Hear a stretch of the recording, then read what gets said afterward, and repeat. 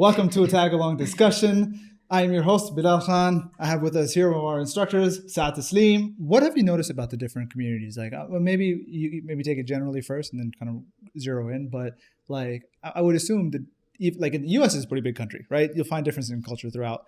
Canada is a different country. UK is a different country. Yeah. You've been to Australia for a class? I have.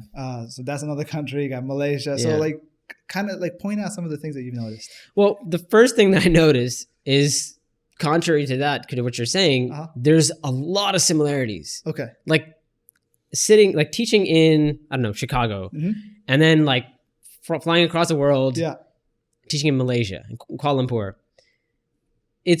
There are a lot of similarities. Like I don't change a lot of the way I talk or the things that I say, because a lot of references Chicago. There you go. A lot of the references that I would make in America, people in Malaysia are going to get them. Really? Right?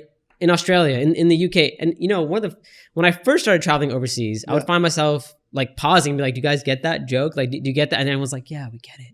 Right? Especially in the UK, they're like, okay, listen, we understand. Like, we speak English. It's like, no, it's like some of like the terms that we use here or whatever. I'd be like, oh, this is a different, no, but they've heard it because of TV and the internet and movies and all that kind of stuff. You know, sometimes here, like Americans and UKs, they'll say something like, oh man, that pissed me off. Right?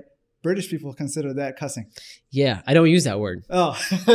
So my rule is anything that is considered profanity or cursing in the States or in the UK, I stay away from both. Okay.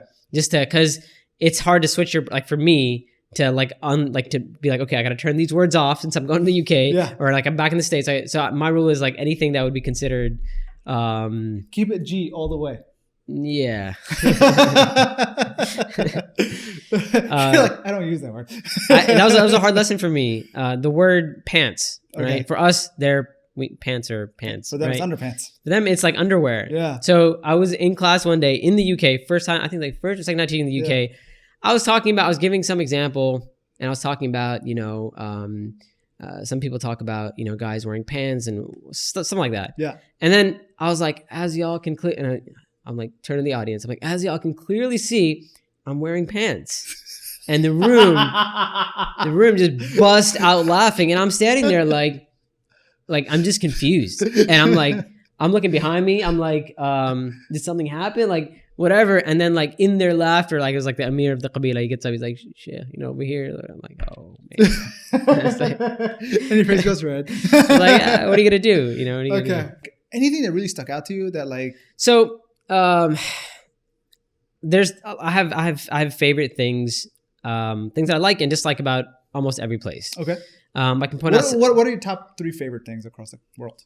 Across the world? So from like your travels, that from each of these different communities. Okay, so I'll give a shout out to Malaysia. Okay. Right? Qabila Ihsan, I believe. Yeah. I'm bad with Qabila names. There's just so many, but I try to get it. Malaysians in general, man, they're just like really chill, warm, welcoming. I think chill is like doesn't even finish describing how laid back. It's just a welcoming environment, right? You come to States. There's a lot of baggage that is attached to Islam. Okay. Right. In terms of you say the word Muslim or Islam or people want to disassociate. That or you know they will try to put you in a category or they're like, you know, there's a lot associated with it. You go to Muslim countries. Islam is very politicized sometimes. Islam is used for political gain, for this agenda or that agenda. And, you know, there's so much, you know, a practicing Muslim, you say you come off as a practicing Muslim, people make like 20 judgments about you. Okay. Malaysia, I'm sure it's there, but I didn't see it. Okay. Right? It's part of the culture. You can be a good Muslim and just be chill and everyone's cool. And it's like, all right, that's fine. No one's like, oh, you're Wahhabi. No one thinks you're this or that, like Sufi. Like I'm sure it's there. Okay. Right? It's everywhere. But it's not prevalent. It's not prevalent. And like it's just that relaxed environment is so refreshing for me. I remember I noticed that last year when I went. It was just like, yo, I feel like I'm here in the USA, but okay, everybody's Southeast Pacific looking, but it's just everybody's Muslim and they're just so like cool. Yeah. And you know, one of the things that I saw in Malaysia is, you know, it's a Muslim country. There's a lot of Muslims there, majority Muslim, I believe. Someone who doesn't practice Islam, like they don't consider themselves a practicing Muslim, however you're going to define that. Yeah. And they see somebody who's religious, they may not be religious themselves, but they'll look at a religious person and be like, I respect that. Yeah. Like, more power to you.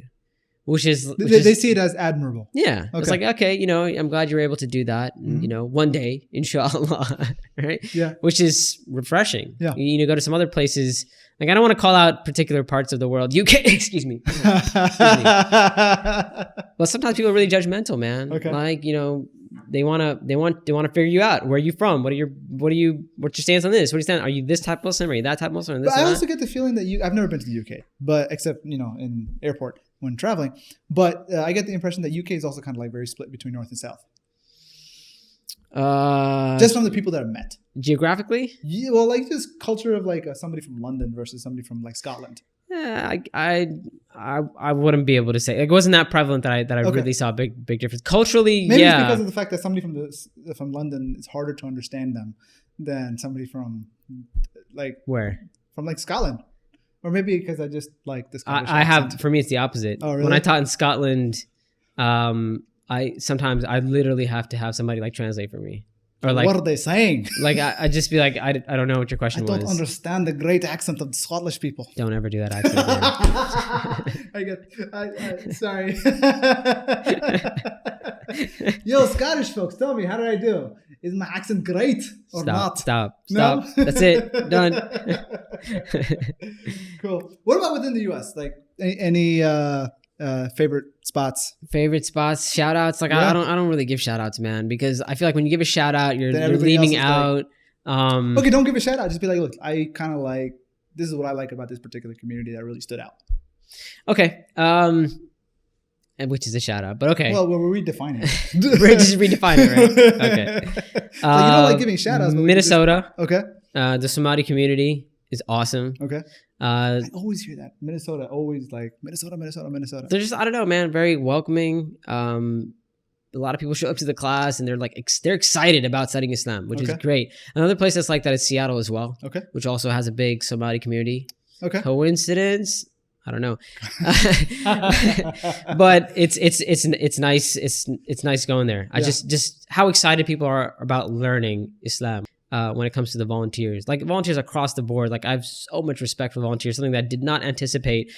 When I joined up with AlMaghrib, I never thought that I would feel so dearly towards volunteers. Yeah. Right? I'm like, yeah, I'm sure I'd appreciate them, but like the amount of work hours, you have no idea. Like, people have no idea, and this, like, I have so much love for the volunteers because. And I don't even see everything that they do. Yeah. Just what I see, I'm like, man, they sacrifice so much. And I never anticipated that I'm going to feel that way. But just, I can literally, as the Brits say, literally, go to any city in the world that has an AlMaghrib Qabila and talk to the volunteers and be like, feel great. It's like, these people I know what they're about. Mm-hmm. I know they're sacrificing a lot. And it's just, I have this immediate love towards them. So that's something, you know, talk about bleeding purple, right? Being al-Maghribite or whatever you want to call it. That for me is a integral part of being associated with al-Maghrib. Okay. I think that's one of the things that has been very encouraging for me to, you know, stay committed to al-Maghrib, is looking at the volunteers and looking at how much work they put into it. Okay. How can I let them down? Gotcha.